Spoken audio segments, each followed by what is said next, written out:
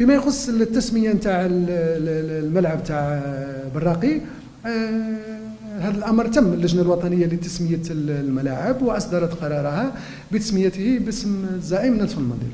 عندنا حوالي في ميزانيه 23 حوالي 40 استاد سيتم اعاده، يعني هناك يعني تخصيص اغلفه ماليه لدراسه اعاده تهيئه هذه الملاعب الرياضيه باش تكون تستجيب لسيرتان نورم دومولوغاسيون تاع لا كاف الى فيفا. جانب خاص، انتم تعرفوا باللي لو 5 جويي فيه اوبيراسيون باش لا كوفرتور تاع لو 5 جويي. عندنا سنوات يعني صافي 2 ولا 3 زون كاينه اون اوبيراسيون انابي، اون اوتوريزاسيون دو بروغرام خاصه بالميزانيه مخصصه موجوده لتغطيه الملعب تاع 5 جويي.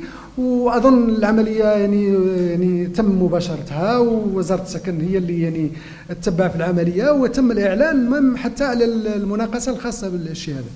معنى ذلك هذا سي ان بلوس. وانتم تعرفوا قدرات ملعب 5 جويي اكثر من 60,000 بلاص، تسمح لنا باش نبوستيليو به كيما نحبوا، مام حتى في ان فينال دو كوب دو موند.